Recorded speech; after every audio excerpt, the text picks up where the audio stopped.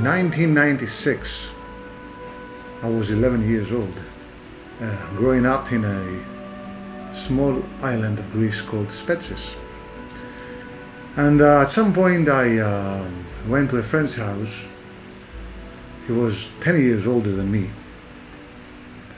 And I knocked on the window and he answered. And he and his friends were playing a game called Dungeons and Dragons. The infamous second edition back then.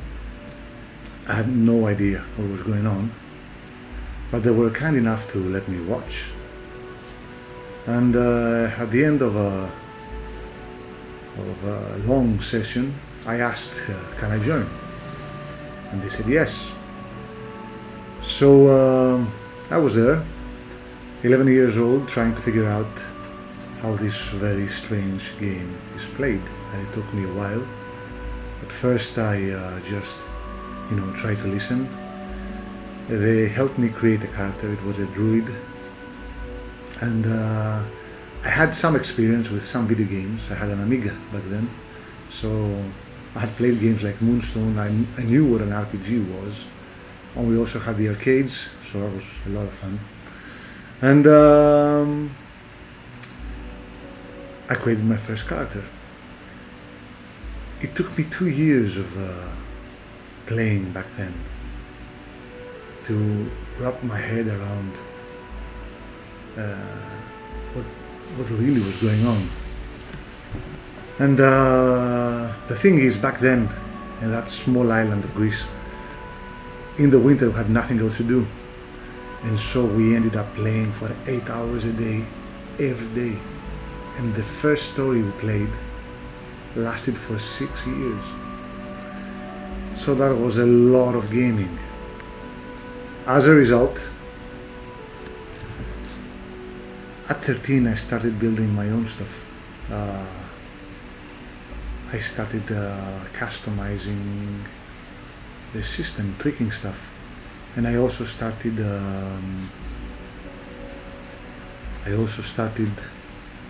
world building. And it was the first year I also DM'd for my friends. At first they were laughing at me, not in a malicious way or something, but it was funny. I was only a kid and I was new to this, but I really felt like it. And I started DMing as a side job, because our main campaign was taking place almost every day. And it was a lot of fun for me, something, stirred in me. And that was the first time I discovered my creative drive. So, in essence, I never played a pure set of rules. I started customizing right away. And my dungeon master at that time, who taught me how to customize things and build my own system, he did the same thing. He never played a pure set of rules. Fast forward, years passed. I kept DMing and I kept building my own world, and after that point, all my friends, they played my game system and they played in my world, and campaigns started taking place. And the world of Italia and the game of Meteor Tales, started taking shape. It was a very different thing, of course. When you start developing your own game, it's just a mixture of things. It's not your own thing. You start tweaking the old games you play, but then that thing evolves. The process becomes different. And it's really interesting. So you go through all these phases, all these rules you want to try out, all these tens of races you want to play, you want to make them playable. Anyways, it took a lot of campaigns and it took a lot of friends to come up with some solid rules and some solid settings. And as a result, The world I created was a series of notes I was taking, of course. There were so many campaigns, so many NPCs that stood out, so many places. At some point, these places became so familiar to me, and I had to write them down. So when I reached the age of 30, like I'm 39 now, I had to organize all this stuff. You know, my friends were like, okay, you've got all these notes, you've got a whole world, more or less. You have to somehow compile it into a single book. So I decided to travel, and I decided to rent a place. I went to Italy, and I went to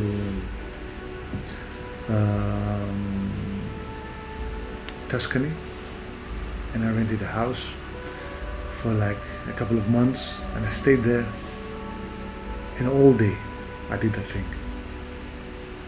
I organized my notes, and I created Meteor Tales.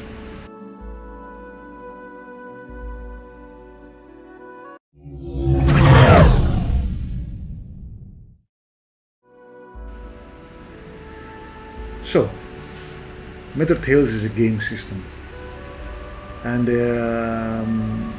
it is its own unique thing now. It's not Dungeons and Dragons, it's not nothing. It doesn't have strength and constitution and dexterity, it doesn't have the races of Dungeons and Dragons or the spells, it doesn't have armor class, it doesn't have magic missile, none of that stuff. It uses the grid system, it uses its own dice, and it uses a risk system. And I'm gonna break it down. So, first of all, why Meteor Tales? Because Meteor Tales is a system that features a very dynamic style of combat, a very fast and interesting exploration system, and a modular system for magic. And it's a very cinematic game system to use for your campaigns. You can use it to have a very fast-paced game, but also a rich system that allows a lot of versatility. The grid system,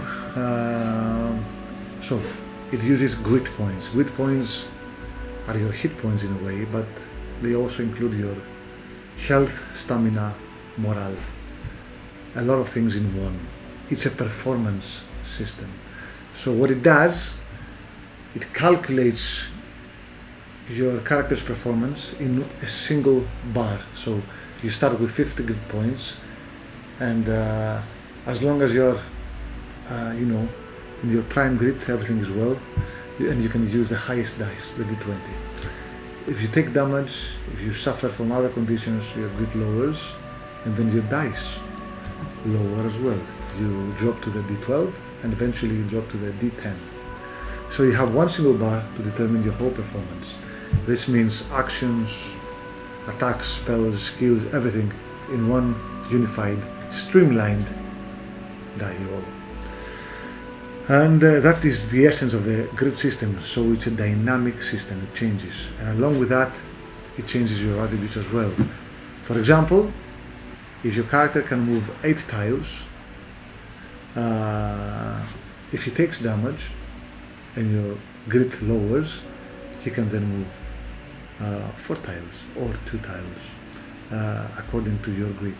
So your attributes shift throughout combat according to your grid points, and not only your attributes, everything, your whole performance. So grid is more important than level. And then you have your dice, okay? You have a d20, a d12, and a d10. That's the only dice you're ever going to need for Meteor Tales, and they monitor your performance. So you can, switch back and forth according to your status. So a wounded character is less effective, of course, than a character in his prime. So you change dice, and the combat becomes very dynamic. And then you have risk. So risk is one way one mechanic I wanted to include in order to avoid modifiers. I hate modifiers, I don't like them at all. So instead of having this +1, +2, +3, +4, I didn't want to calculate stuff. So I took the road of less resistance and I came up with a risk mechanic. So every spell and every maneuver you can use in the game has a risk factor. If you roll into this risk, it's like rolling a 1, a critical failure, and you have some side effects. Okay, so there's no limitations to the spells you want to cast or the maneuvers you want to use, but the higher level, the high tier spells and maneuvers come at a high risk. So if you want to cast a time stop spell that affects the whole combat dramatically, you're going to have to roll a very high risk spell. So for example, if you want to cast a small firebolt spell, it might have a risk of 1 or 2. So you roll the d20. If you roll 1 and 2 or 2, you fail. So if you want to cast a time stop spell, you might need to roll above 15 or 14. So you have a lot of risk. And the thing is, when you roll into risk, you not only fail, but you fail substantially, and you become very vulnerable for the round. Now, the races of Meteor Tales are different. We have the core races, the 5 races that come along with the Book of Heroes, the main book, and you have the exotic races with the Book of Lore, the World of Italia. So the core races are all unique, apart from the humans, of course. So each race comes with one legacy ability and some, properties. So the human has quick knowledge, he gains more experience, he develops faster. Then we have the Siracrat. They are all humanoid in a way, so they are not far away from each other. They are all considered humanity. And then we have the Siracrat. They use blood magic, and they draw power by self-inflicting pain. So they use blood magic to increase their strength. So their legacy is a sort of blood practice. And then we have the Fae, short fellows, hobbit-sized, but not hobbits.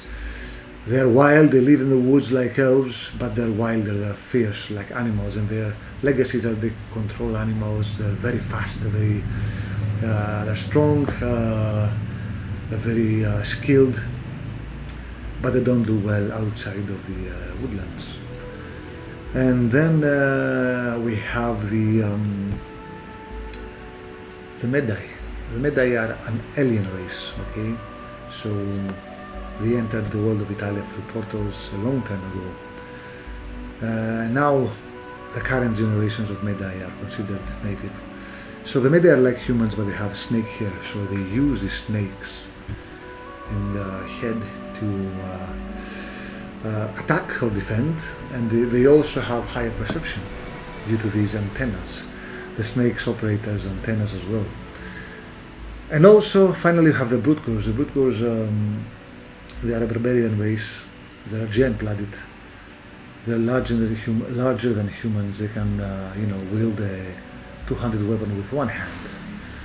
But they also go berserk very easily, so they can be dangerous for their allies as well. So these are the core races of the Book of Heroes. The other 5 races, Gargoyles, Serenians, who are like vampire hybrids, Sarkanta, who are like Dragonborn. We're going to talk about them extensively, perhaps in another video. They are more high fantasy races. You can choose them for your campaigns, but they're going to shape up the balance of the game significantly.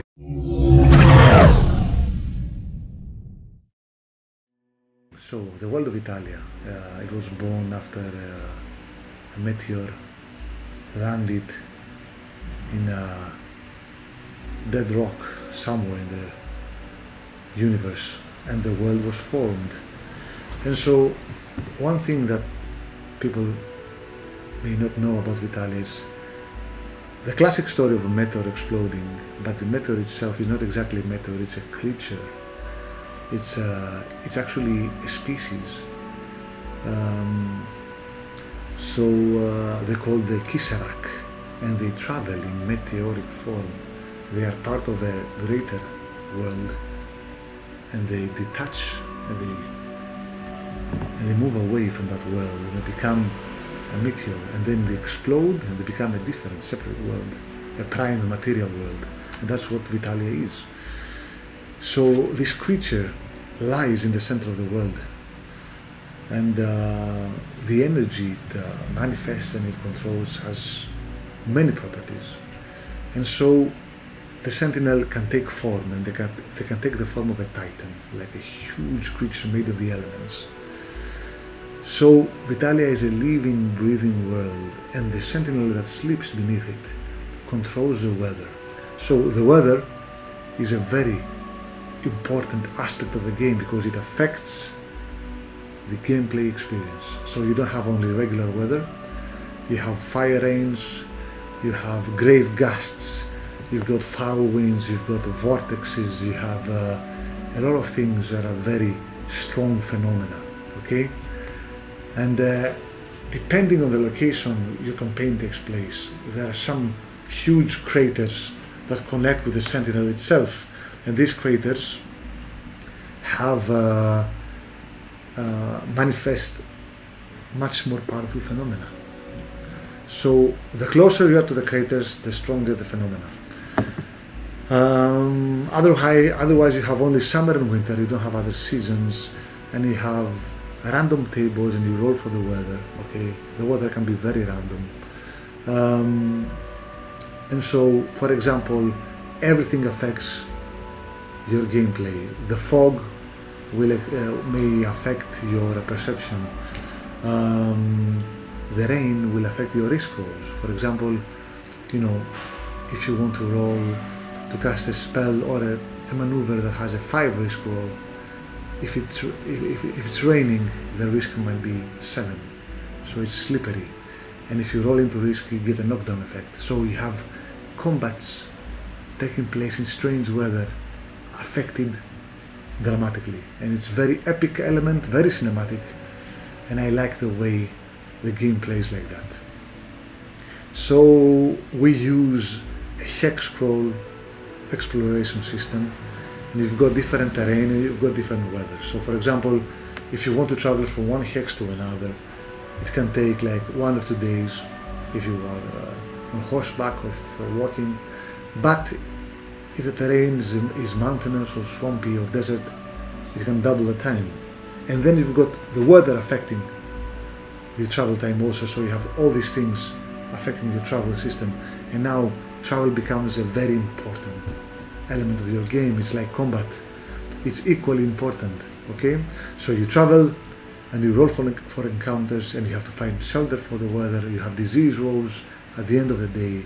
You have things affecting your characters. They enter survival mode, and it creates great cinematic experiences when you travel, because you want to feel the traveling experience like your favorite movies. In Lord of the Rings, it's more about traveling than it is about combat. So I like this atmosphere. So you have an idea of the setting, you have an idea of the game system. You've got a rich game, a complete game to play your adventures that will cover every aspect of a great RPG. Your combat system, your traveling system, your dungeon delving system, and of course you've got a very rich development system where your characters can develop in a unique system that features training, sparring, studying, research, tutorship, experience points, skill points. You've got so many ways to develop your character, and you can do that at your own pace. Your character is responsible to select how they train with others, what skill they develop. You've got a classless, skill-based system, and you get to combine these skills in a very rich skill tree that consists of different domains. So you've got adventuring skills, craft skills, combat skills, magic skills, and then you combine these and you unlock advanced skills. So you can choose medicine, and you can also choose magic and combine these and produce alchemy.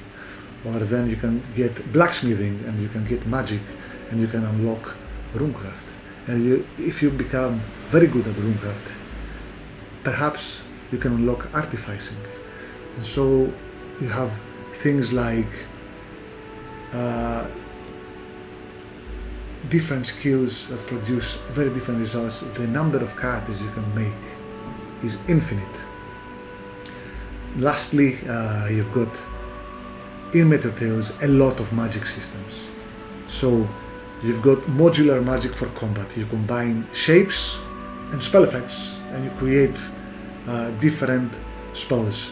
You can have fire spell, but you have different shapes, and you can make different results. You can have a fire spell and a bolt. To cast a fire bolt, you can use a barrier shape to have a fire barrier, or you can have a fire wall. So you use this in your combat using tiles to create very powerful effects. But outside of combat, you can develop magic systems with rituals and catalysts that are completely different. So you can take different approaches. You can make an assassin character that create these long rituals to kill someone through curses that takes days to complete it. You need a lot of catalysts, and you need to pay attention to the weather, and you have to find specific components. Or you can even develop other magic systems that are included in the supplementary books to learn the true name of an item and develop spells according to that item. And then so spellcasters use all these beautiful systems from mythology and novels, and you can create your own kind of spellcaster.